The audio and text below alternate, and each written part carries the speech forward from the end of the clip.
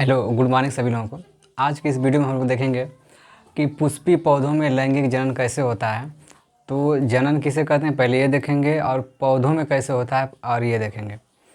तो देखिए इधर सबसे पहले हम लोग इधर देखिए हेडिंग पढ़ा है पुष्पी पौधों में लैंगिक जनन। ये हमारा मेन हेडिंग है। ये किसे कहते हैं तो सबसे पहले ये जानेंगे कि जो लैंगिक जनन होता है, जो सेक्सुअल रिप्रोडक्शन होता है, इधर देखेंगे जो सेक्सुअल रिप्रोडक्शन होता है, इस सेक्सुअल रिप्रोडक्शन पहले किसे कहते हैं, लैंगिक जनन इसे बोलते हैं हिंदी में। तो लैंगिक जनन का मतलब ये होता है कि जब जनन की प्रक्रिया नर और मादा के मिलने के कह सकते हैं संयुग्मन से संपन्न होती है। जब नर और मादा के संयुग्मन से संपन्न होता है तो उसे हम लोग बोलते हैं कि यह लैंगिक जनन हो रहा है। लेकिन जब किसी नर या मादा किसी सिंगल बॉडी के द्वारा, कह सकते हैं विदाउट सेक्स बोलते हैं, ये सेक्सुअल रिप्रोडक्शन के लिए, ये सेक्सुअल जो रिप्रोडक्शन होता है इसमें हम लोग कहते हैं कि इसमें किसी एक बॉडी के द्वारा, चाहे नर हो चाहे मादा हो, उसी के बॉडी से डायरेक्टली किसी जीव का निर्माण हो जाता है, तो उसको हम लोग बोलते हैं अलैंगिक जनन है। तो बताना किस में है, पौधों में। तो पौधे के अंदर पहले ये हमें पता करना पड़ेगा कि किस पार्ट को हम लोग मेल कहेंगे, किसको फीमेल कहेंगे, कौन इसमें नर का काम करता है, कौन मादा का काम करता है, और जिस पौधे में नर मादा एक ही में रहेगा उसे क्या कहेंगे, जिसमें अलग अलग रहेगा उसे क्या कहेंगे। तो इस वीडियो में आपको ये सारी जानकारी मिलेगी। तो देखिए यहाँ पे मैंने लिखा है लैंगिक जनन होता है भाई, सेक्सुअल रिप्रोडक्शन किसमें, पौधों में होता है। तो जब पौधे में होगा तो पौधे को ये पहले हमें देखना पड़ेगा कि पौधे दो टाइप के होते हैं, एक को बोलते हैं उभयलिंगी और एक को बोलते हैं एकलिंगी। तो एकलिंगी और उभयलिंगी का मतलब क्या होगा, तो सबसे पहले ये देखेंगे सेक्सुअल रिप्रोडक्शन किसमें होगा, उभयलिंगी पौधों में। किसमें होगा, उभयलिंगी पौधों में। और इसके बाद कह रहा है कि यूनिसेक्सुअल यानी कह सकते हैं एकलिंगी। तो उभयलिंगी पौधे का मतलब ये होता है कि जब किसी पौधे के पुष्प में नर और मादा दोनों आर्गन उपलब्ध होते हैं तो ऐसे पौधे को हम लोग कहते हैं कि यह उभयलिंगी है। क्या है, उभयलिंगी है। ठीक है। और जब किसी भी पौधे के बॉडी में सिर्फ एक ही पार्ट हो, या तो नर वाला हो या तो मादा वाला हो, तो ऐसे पौधों को हम लोग कहते हैं कि एकलिंगी है। जैसे मैं कह दूँ उदाहरण के तौर पे, तो पपाया देखे होंगे, पपीता में लोग जब पौधे को लगाते हैं तो लोग कहते हैं कि इसमें कुछ में फल लगा और कुछ पौधे में फल नहीं लगा।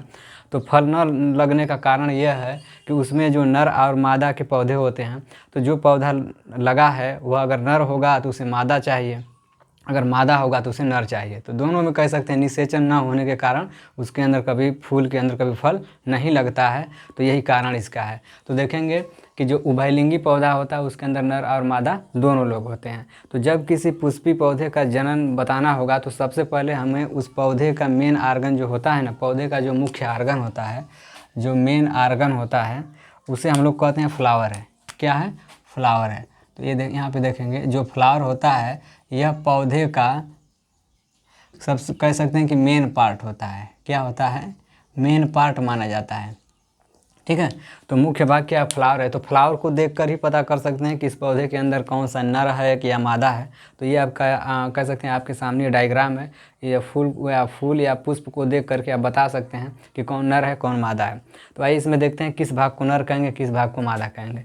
तो इस डायग्राम को देखिए, बीच में एक सिंगल लाइन आई है। ठीक है। और इस लाइन के तीन भाग होते हैं। देखेंगे नीचे फूला हुआ भाग है, ऊपर नली के आकार है, ऊपर थोड़ा चौड़ा है। तो इस वाले भाग को स्टिग्मा बोलते हैं और बीच वाले भाग को स्टाइल बोलते हैं। ये हो गया हमारा स्टाइल। और इसके बाद नीचे फूला हुआ भाग है ओवरी। तो तीनों का हिंदी देखिए, इसको हम लोग बोलते हैं वर्तिकाग्र, इसे बोलते हैं वर्तिका, और इसे बोलते हैं अंडाशय। तो इस वाले भाग को जब तीनों को जोड़ेंगे ना, क्या बनेगा, तो इसे बोलेंगे गायनीशियम। अच्छा, गायनीशियम का मतलब नहीं समझ में आएगा तो गायनीशियम के बगल में मैंने लिखा है फीमेल रिप्रोडक्टिव आर्गन। तो यह जो पार्ट है इस पुष्प के अंदर मादा अंग की तरह काम करेगा। जैसे फीमेल के बॉडी में ओवरी होता है, तो ओवरी एनिमल की बात करेंगे तो एनिमल में भाई ओवरी होता है, अंडाशय होता है, तो उसमें एग बनता है। और जो कह सकते हैं कि जो मेल होता है उसके अंदर टेस्टिस या ब्रिसल होता है, तो उसके अंदर स्पर्म बनता है। तो स्पर्म बनाने वाले पार्ट को हम लोग कहते हैं कि ये मेल आर्गन है, एनिमल की बात कर रहे हैं। और जब फीमेल बॉडी में जाएंगे तो वहाँ पर ओवरी होता है, ओवरी में क्या बनता है, एग बनता है।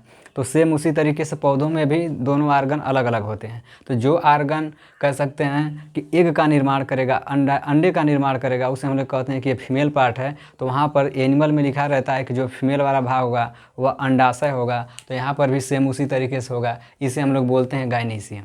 क्या बोलेंगे? गायनीसियम। मतलब सीधे सीधे कह सकते हैं कि पुष्प के अंदर जो फीमेल का काम करेगा ना वह गायनीसियम होता है। क्या होता है? गायनीसियम। हिंदी की बात करेंगे तो स्त्री केसर होता है। क्या नाम बताएंगे? कि स्त्री केसर एक ऐसा पार्ट है फूल में जो फीमेल का काम करता है। अच्छा, यहाँ पर देखिए मैंने लिखा है फीमेल रिप्रोडक्टिव ऑर्गन। अब इस स्त्री केसर के कितने भाग होते हैं? तो बताएंगे स्टिग्मा, स्टाइल और ओवरी। इस तीनों को मिलाएंगे तो गायनीसियम कहलाएगा। गायनीसियम इस फूल का क्या होगा? कह सकते हैं कि यह फीमेल रिप्रोडक्टिव ऑर्गन होगा। यहाँ तक समझ गए होंगे बात को। इधर चले आएंगे।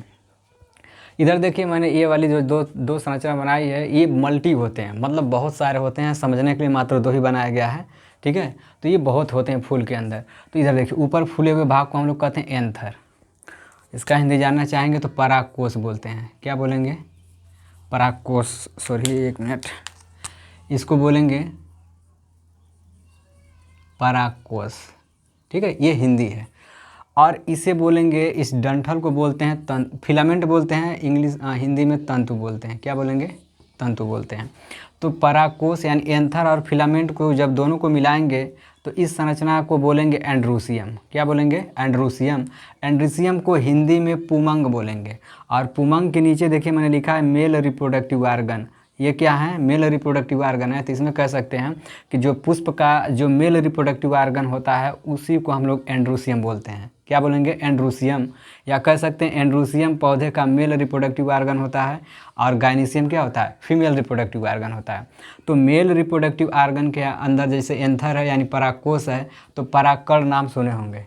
तो परागकोश के अंदर परागकण बनता है। इसके अंदर क्या बनेगा? परागकण बनेगा। और वह परागकण यहीं से निकल करके यह चला आता है इस पे। जैसे मैं कह दूँ यह आ गया, ठीक है।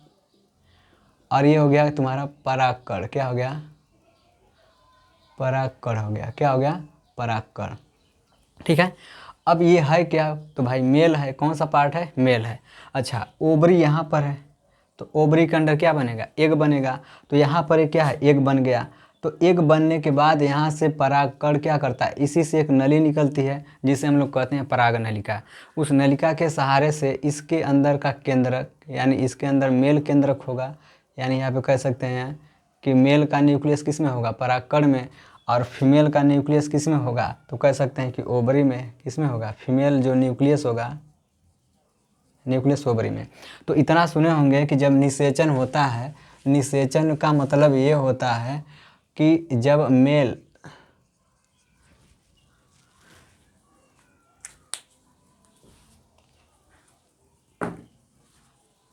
जब मेल जो होता है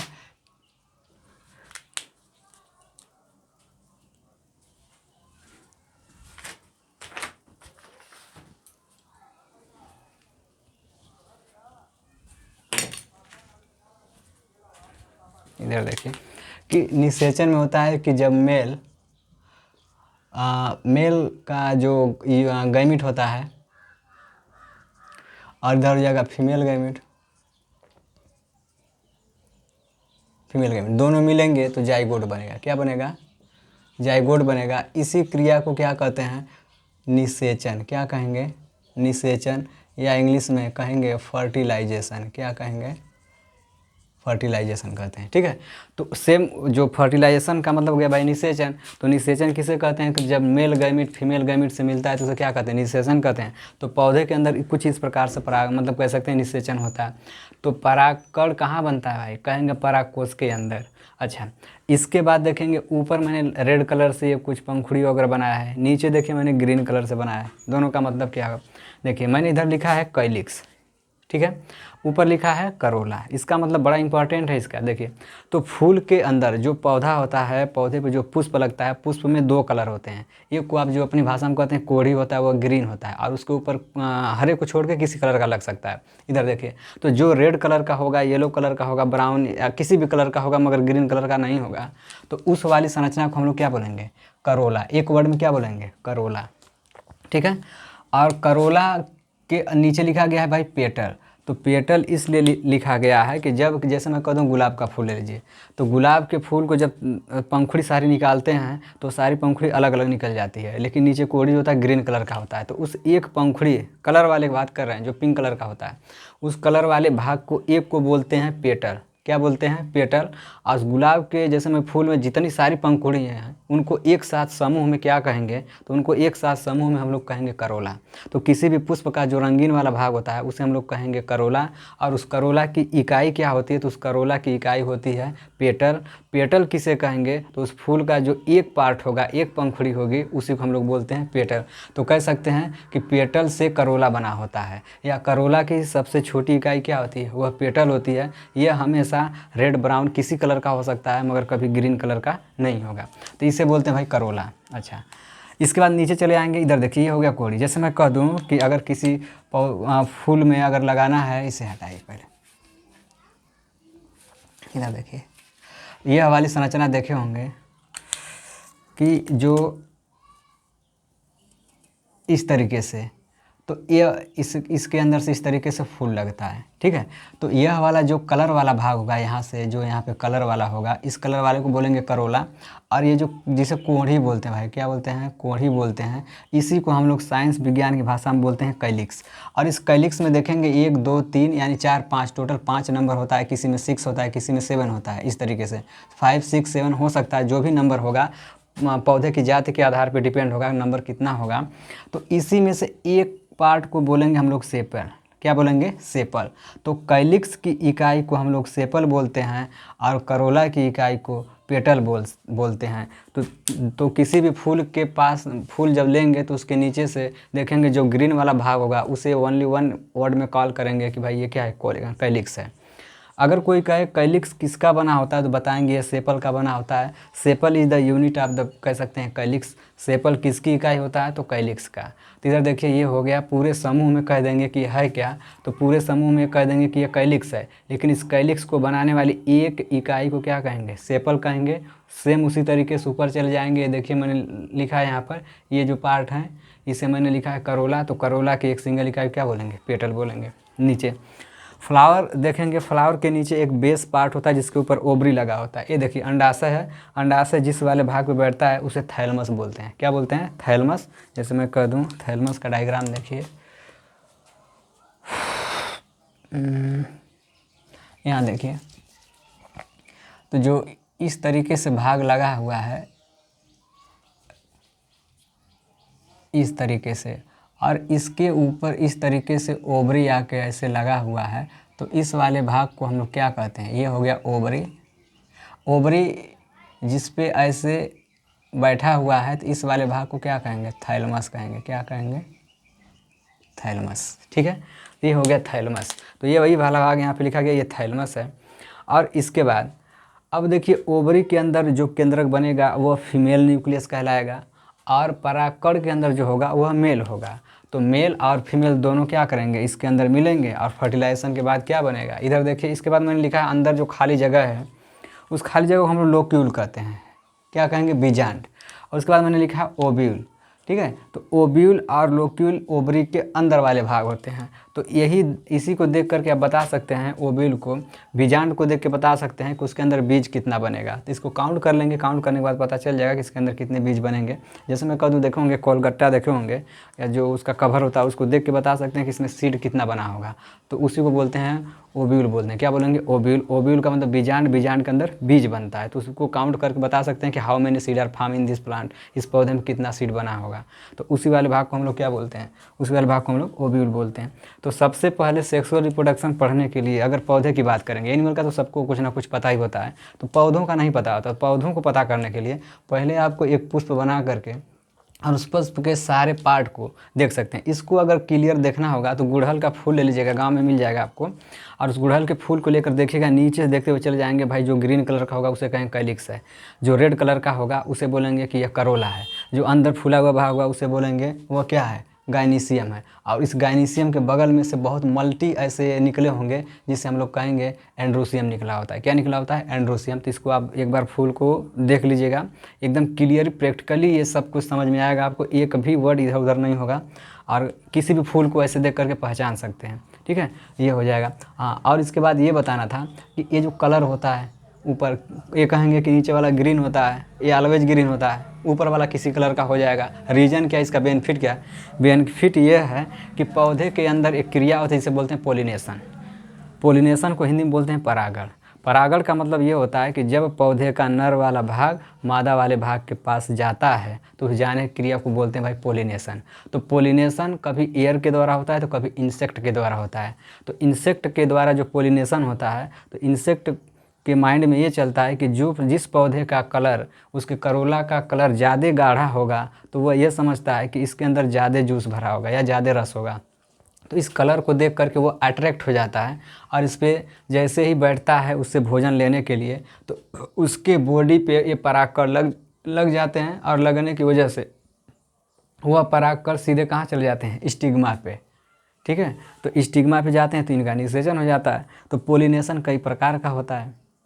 कई प्रकार का मतलब होता है कि अगर एयर के द्वारा होगा, रेन के द्वारा होगा, इंसेक्ट के द्वारा होगा, एनिमल के द्वारा होगा, इस तरीके से कई टाइप का होता है। तो इसके कलरफुल होने का बेनिफिट फूल को यही मिलता है कि ये कलरफुल ज़्यादा रहेगा तो जो इंसेक्ट होते हैं उनके माइंड में ये चलता है कि इसमें ज़्यादा जूस होगा तो वो इस पे जाते हैं। तो कह सकते हैं कि जो कलर होता है इससे फ्लावर क्या करता है, कीटों को अट्रैक्ट करता है, आकर्षित करने का काम करता है, जो पॉलिनेशन में मदद करते हैं या परागण में मदद करते हैं। ठीक है, तो ये इस वीडियो को आप लोग देखिएगा। इसका कह सकते हैं कि नेक्स्ट वीडियो आपको अगली वीडियो में मिलेगी, इसकी जो जानकारी होगी अगली वीडियो में मिलेगी। तो ये वीडियो फर्स्ट होगा तो इसको आप पहले बनाइएगा, देखिएगा, इसके बाद अगली वीडियो मिलेगा। तो इसके बाद बताया जाएगा भाई परागण कैसे होता है, पोलिनेशन कैसे हो जाता है, रिप्रोडक्शन के और प्रोसेस में क्या है, तो सब कुछ मिलेगा। तो आज की वीडियो में इतना ही। Thank you so much.